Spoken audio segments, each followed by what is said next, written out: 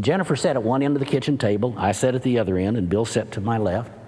This table was pushed up against a wall, and up on this wall were some family snapshots. The biggest picture was an 8 by 10 of Tim. And through this hour and a half of conversation, quite frequently, I'm glancing at that picture of Tim on the wall. I start feeling self-conscious. And so finally, after a while, I felt compelled to say something, and I just simply said, "God, what a good-looking kid." Well, silence fell all over the kitchen. I looked across the table at Jennifer. She just lowered her eyes to the table.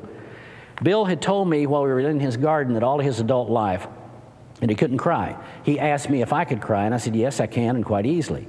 Well, after this long silence ended, Bill looked at the wall and just very simply said, "That's Tim's high school graduation picture." But when he said that, this great big tear rolled out of his right eye.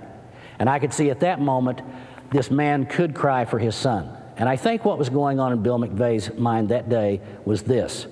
All of you that have children will understand this.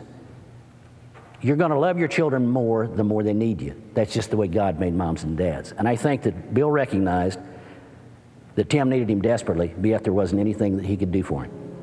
I got ready to leave, and I shook Bill's hand. I extended my hand to Jennifer. She gave me a hug instead. We both went to crying and sobbing, and finally, after a long time, I just took her head off my shoulder and said to her, "Honey, the three of us are in this for the rest of our lives, and we can make the most of this if we choose. I don't want your brother to die, and I'll do everything that I can to prevent it." I left, and after I left that house still sobbing, I felt this tremendous weight removed from my shoulders, and I have never felt closer to God than I did at that moment. Thank you very much for letting me tell you my story.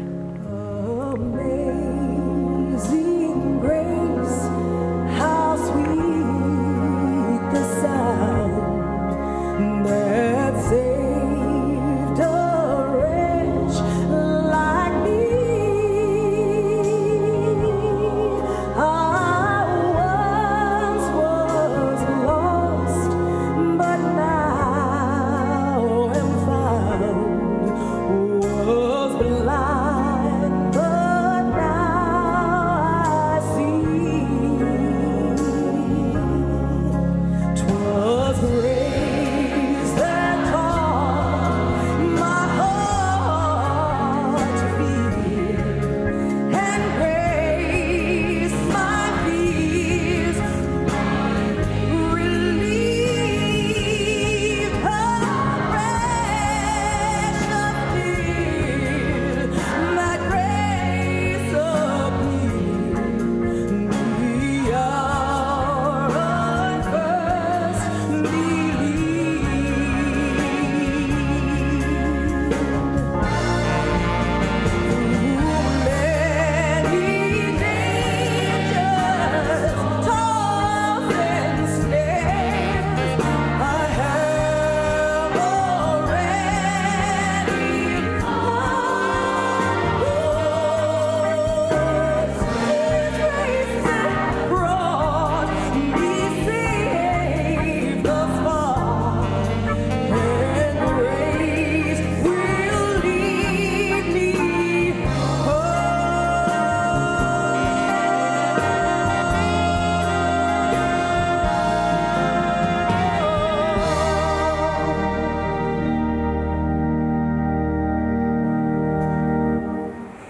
I'm not very good with money.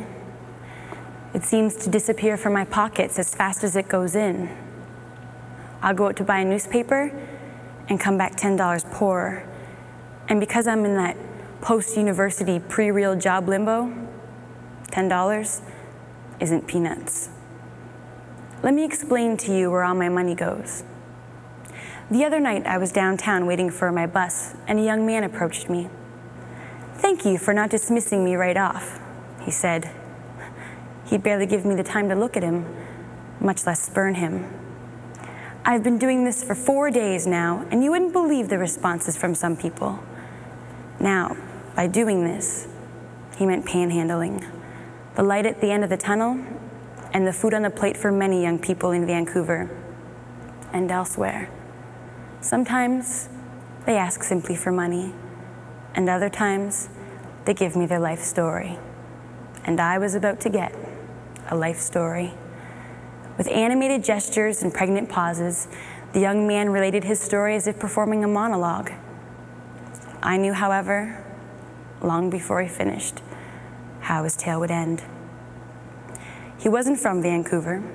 He was from Jamaica, where he was a university student studying in macroeconomics, and he was awaiting social assistance and had a few more weeks to go, and then the clincher. He was HIV positive and desperately needed milk and vegetables to remain healthy. He didn't hesitate to show me thin wrists and how his nose ran excessively. "So, could you spare me $1, $2, $5, $1 million if you have it?" he asked. And before I answered, I asked him if he was familiar with the many shelters offering assistance here in Vancouver. "Oh yes, certainly," he replied dramatically, his eyes growing wide. "It's just so hard. A new place. I'm trying to find a job, too." In another life, he could have been a Broadway star.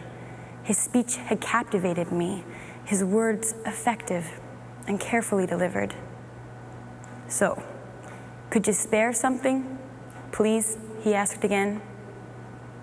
Yes, I could. And I gave him all the money that I had in my pocket, between $5 and $7, and he smiled and said God would forever bless me. That, however, was not my reason for giving. You see, I have a sister out there, panhandling, on some corner in some Canadian city. And she too had a flair for being dramatic and eccentric.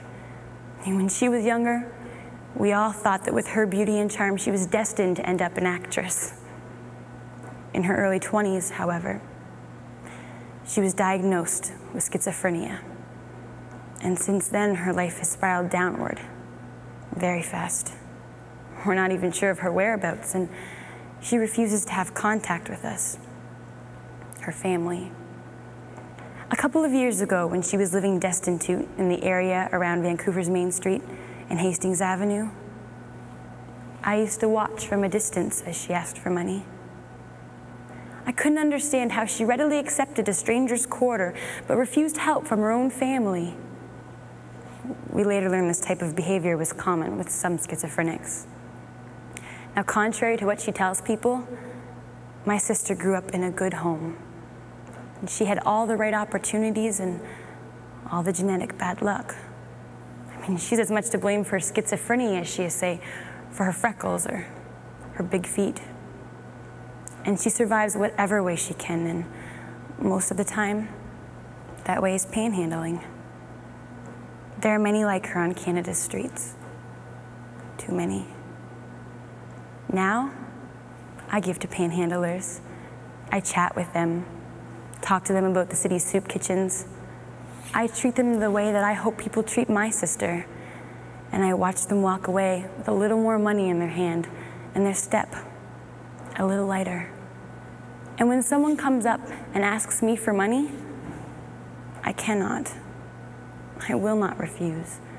For that person standing in front of me with their hand outstretched is someone's sister, brother, daughter, or son.